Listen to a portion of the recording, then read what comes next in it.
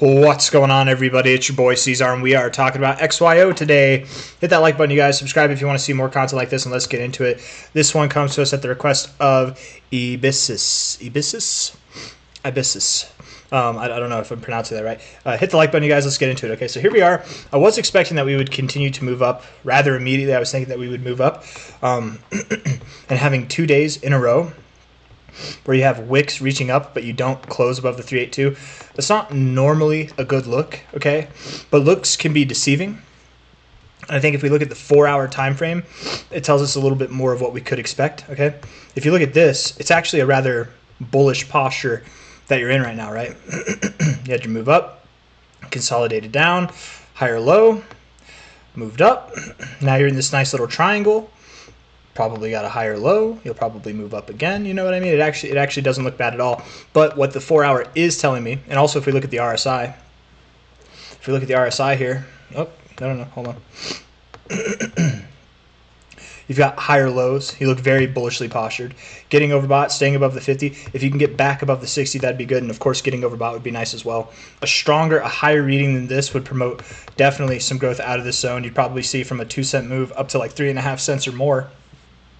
And those are all good things. That's possibilities that the RSI right now allows for. But if you move up again, if you do what you did yesterday and the day before, you move up again and you move back down to these areas, I would think that third time is not going to be the charm. You would likely go lower. I don't think you go lower than these lows, but lower than these lows here, certainly you could. And that's okay if you do, right? If you go, even if you do, go up and then go down, or you don't even go up, you just go straight down, and let's say you go all the way down to like 1.6 cents, 1.7 cents, somewhere in that zone. It's still a higher low to build from. It's still good. You're just consolidating a little bit longer, and then the move up that we're expecting, instead of it happening today, it just happens next week or 3 days from now or at a later date. It's not happening.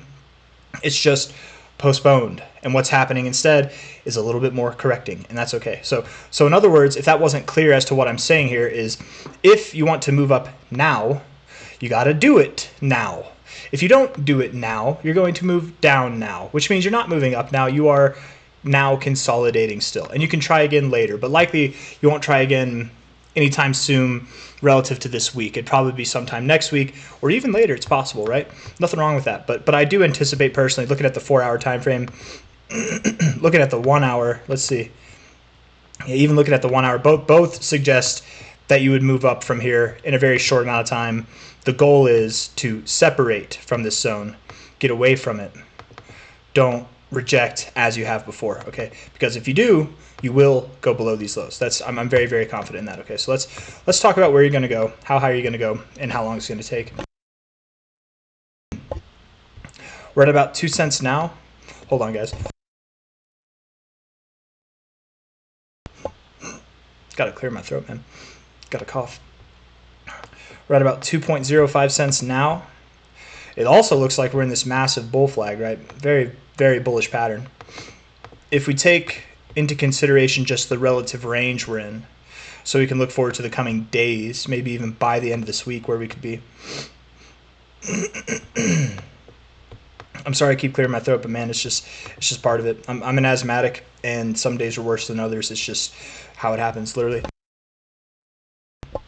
And I mute it for the bad ones. Anyways, when we break above the 382, with how we're consolidating, with how we reached for the golden ratio like this, it almost makes me want to say that you would go past it and go through it.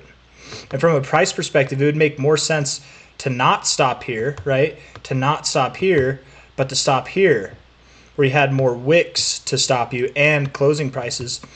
I don't know, 3.46 cents to 3.9 cents. I think that's a doable target range by the end of this week, right?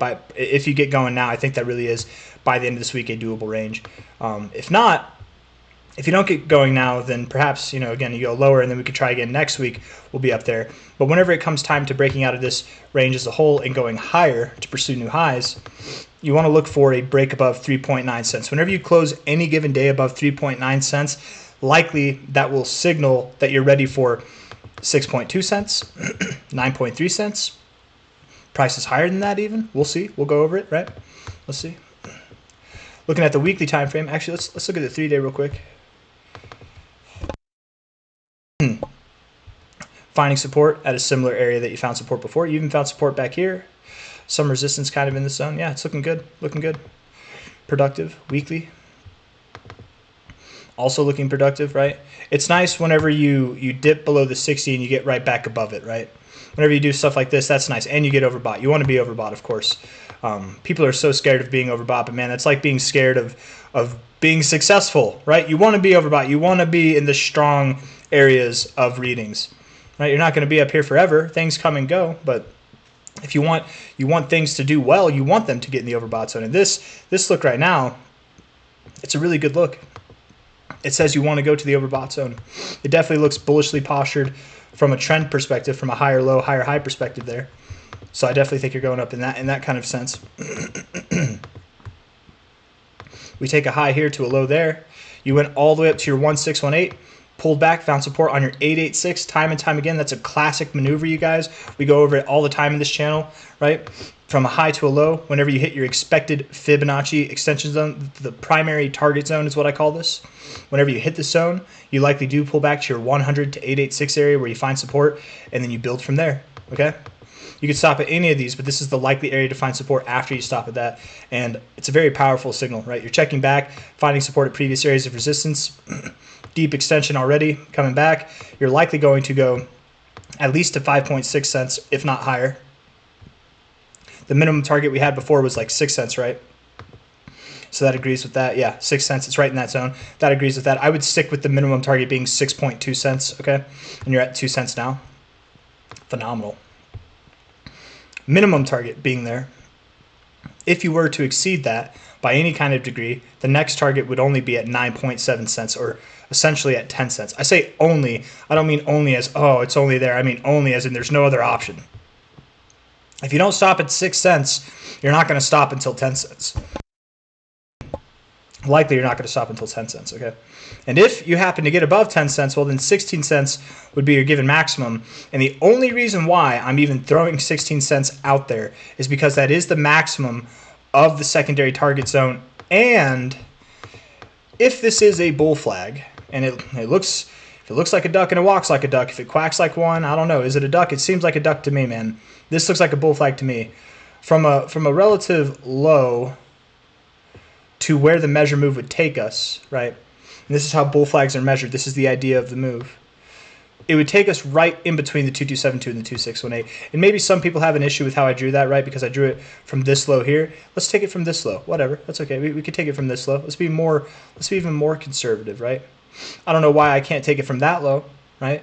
I'm taking it from the high. I guess I'm not taking it from the high of the red week. Anyways, whatever. From this low here, if you want to be more conservative, that low still takes you above the 2272. And it's completely possible that you could just reach barely above 10 cents, reaching for 11 cents, and stop there. You don't have to. But the way that I think is likely, if I'm getting targets here, I'm thinking this, right?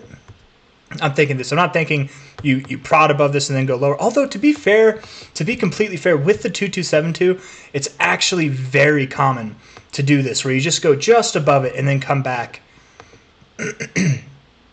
I think 16 cents is still something that people should consider, right? It's at 2 cents now. That's an 8x move in probably a very short amount of time. I'm talking about by the end of February, if not the middle of March, that I would expect this to happen, okay?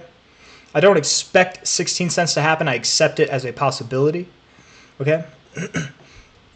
But if anything, if I discovered anything by my line of thinking here and doing the analysis that we've got here, it would make more sense, I think, to stop somewhere around 10 cents. 9.7 cents to 10 cents, and then at least 5.6, but truthfully, the minimum target should be something that's at like 6.2 cents or higher. So 6.2 cents to 10, 11 cents makes sense to me. Let's say 6.2 to 11 cents to make it easy.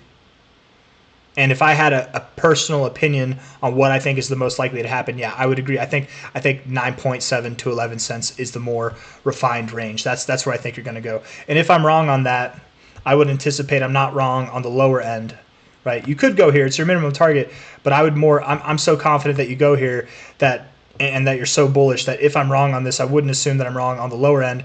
I would assume I'm wrong in the sense that you actually go all the way up to 16 cents, and I'm not bullish enough That's what I would assume if I'm wrong. But I've been wrong before. I've been wrong again. Or I'll be wrong again. I've been right before. I'll be right again. Sorry, guys. I'm a little bit sick, and I got this throat clearing stuff is throwing me off. But I think I've said everything that I need to say. I think you got the picture. You got the point, right? Look at what you're doing here. Real quick, we'll end it with this. Right? Got overbought. You're on your weekly time frame. Overbought on your RSI. Came down, found support here. Got overbought again. Got overbought. Came down here on your RSI. Similar, very similar areas. Now, if you go back up to get overbought, you're going to have similar looks as what you did here. What did you do back here, I wonder? Let's just see. Boom. And I don't know about you guys, but I believe that moves like this can scale, right? So by that, what I mean is if this move from a low to a high saw 243%, and this move from a low to a high saw 223%, they're very similar moves, then I would assume that this move from a low to a high, if it saw 856%, would also see a very similar move, which again, that actually takes it above 12 cents even. So this one was a little bit smaller. So if it is a little bit smaller, that 11-cent area, I'm just saying, man, similar readings in the targets or in the fibs, similar areas of price agreements for the targets, and then even similar movement behaviors. Just more bullish now than we were before. I got nothing else for you guys. If you like the video, hit the like button. Subscribe if you want to see more content like this. Thank you all for being here. I'll see you on the next one. Yeah. I don't think I stand by it, man. If you don't stop at 10 cents, if you don't stop at 11 cents, I think 16 cents, 20 cents, that you've got a lot higher targets to go. You never know, man. You never know when things can just go ballistic. I know it sounds crazy, but it only sounds crazy now, right? It's just like this week here when you're at half a cent. If I told you in 3 weeks you'd be all the way up at 4.4 cents, people would think you were crazy, but it happens. This is crypto. You can have immaculate movements in a very short amount of time. And the fallacy of the mind that we have here is, oh, that was a big move. Well, we're going to see, our strongest moves are going to be at that same kind of magnitude. And then something bigger happens. You're like, oh, wow, that was big. So if that was big before, this is really big. We probably don't see anything like that again. Something this size will surely not happen. And then boom, it's even bigger. You know what I mean? The fallacy of the mind is that you think it can't do better than it already has. But this is cryptocurrency. This is a new niche environment, market, financial asset class in itself. The truth is we don't know what its capabilities are. And that's why you see these crazy pumps, right? Because it's the unknown. It's that what if, it's that hype that allows for these things to take place in such a short amount of time. So when I tell you that I'm expecting prices to be around, anything from 6.2 cents to 11 cents, and if I'm wrong, the only way that I'm wrong is that it would be higher, I'm not just saying that for effect. I mean it. 16 cents to 20 cents could be the given maximum area.